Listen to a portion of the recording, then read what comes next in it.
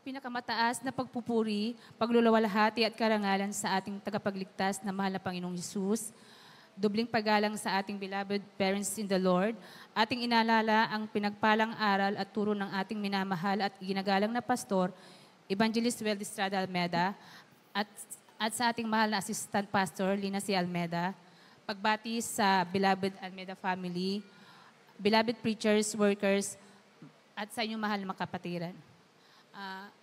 Way back 2013, nung kami na-save, sa kadahilan ng nagkaroon po ako ng allergies sa katawan, kung saan-saan na po ako nagpagamot, albularyo, dinala po ako ng aking, minsan pa, dinadala ng beloved mama ko yung albularyo dito sa Manila para i-check po ako, pero wala pong kagalingan.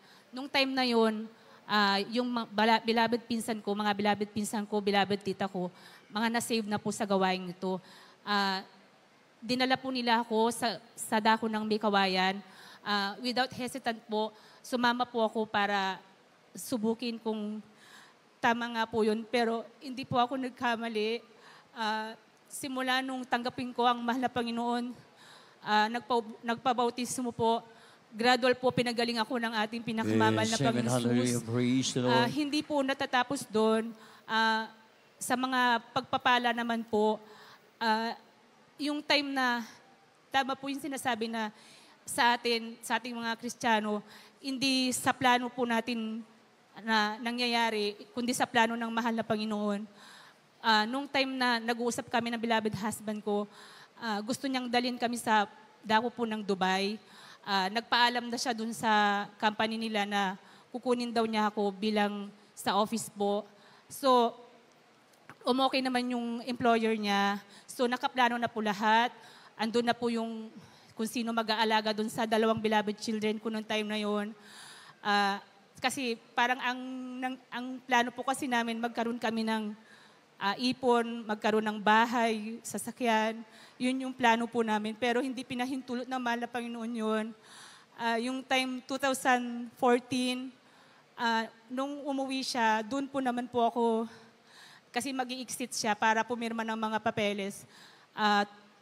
Parang wala pa pong 1 month, parang nabuntis naman ako doon sa pangatlong baby ko po. So parang nasira lahat ng plano namin na hindi na kami tumuloy. Parang nanghinayang po kami, pero sa patuloy na pagdalo namin, parang tinanggap ko na rin po yung pagkakataon na yon. So, sa patuloy namin pagdalo, after parang wala pang 2 years, pinagkaloob ng mahal na Panginoon yung mga plano namin na hindi na kailangan umalis. Yes, amen, hallelujah. Nagpapasalamat din po ako sa mahal na Panginoon sa mga pagsubok. Sinubok po ang aking beloved daughter. Pero sa kabagan na mahal na Panginoon, sa patuloy na pagpupuri, ngayon nakamtan na niya, kiniklaim namin na mag-iina, na pinagaling na po siya ng ating pinakamamahal na Panginoon Jesus. Yes, amen, hallelujah. At sa pagbibigay naman po, one time po, kasi very joyful ka magbigay.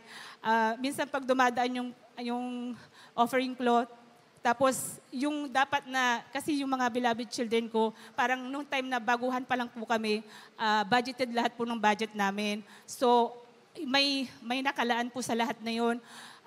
Ito, pambili ng ganito. Tapos kasi parang sa Jayco po yun, sa isang brand ng donut. Tapos pambili na dapat namin kasi naka-budget nga po kami. Tapos nung time na naihulog ko po yun sa offering cloth. Tapos nung pauwi na kami, sabi ng mga beloved children ko, Mami, di ba ano ngayon yung time na bibili po tayo ng sabi ko, naihulog ko na sa next time na lang, anak. Pero pag uwi namin ng bahay, may surprise visit pala kami galing sa isang kaibigan. Tapos hindi na po niya kami nahintay kasi matagal yung gawain, hindi na niya, iniwan na lang niya yung pasalubong niya sa amin na yung donut na dapat na bibilihin namin, ibinigay ng kapatid ko, kasi kapitbahay po namin yung kapatid ko. Sabi niya, iniwan to ng kaibigan mo. Sino? Tas nag-text yung kaibigan ko. Sabi niya, hindi na ka namin inintay. Pero yun yung dapat na naibigay ko sa offering cloth ng time na yun. Kaya nagpapasalamat ako sa mahal na Panginoon. Sa pagpapala naman po, umiling ako sa mahal na Panginoon kasi hindi na po ako pwedeng mag-work. Ipinagkaloob ng mahal na Panginoon, nagkaroon po ako ng business na hindi na kailangan umalis sa bahay. Patuloy pong pinagpapala ng mahal na Panginoon Sus sa patuloy naming pagdalo, patuloy naming iniingatan kami ng mahal na Panginoon Sus sa pagdadrive. Lagi kaming iniingatan. Nagpapasalamat ako sa mahal na Panginoon Sus. Hanggang dito na lang po ang lahat ng papurit. Salamat sa ating pinakamamahal na Panginoon Sus. Amen.